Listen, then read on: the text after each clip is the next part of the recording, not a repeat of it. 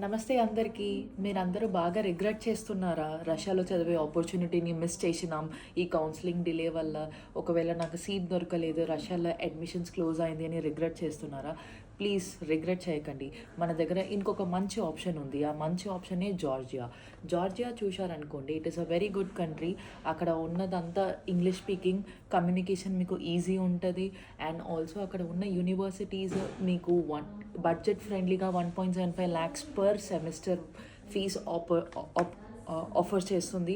అది కాక మీరు చూశారంటే అది ఎన్ఎంసీ చెప్పే అన్ని రూల్స్ ఫాలో అవుతుంది.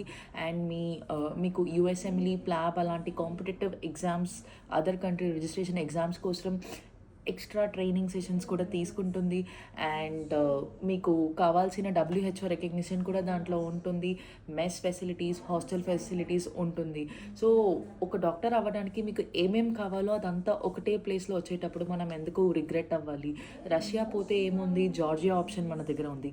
మీకు జార్జియా గురించి ఇంకా ఫర్దర్ డీటెయిల్స్ తెలవాలి అంటే స్టడీ ప్యాలెస్ హబ్ మాతో కౌన్సిలింగ్ సెషన్ ఫిక్స్ చేసుకోండి. మేము మీకు ఎవ్రీథింగ్ స్టెప్ టు స్టెప్ మీకు ఎక్స్ప్లెయిన్ చేసి మీ ప్రాసెస్ అంతా కంప్లీట్ చేసి ఇస్తాం. మీ అడ్మిషన్కి 1 year అయితే వెయిట్ చేయాల్సిన అవసరం లేదు. మీ రష్యన్ అడ్మిషన్ కోసం మన దగ్గర జార్జియా ఆప్షన్ ఉంది. Thank you.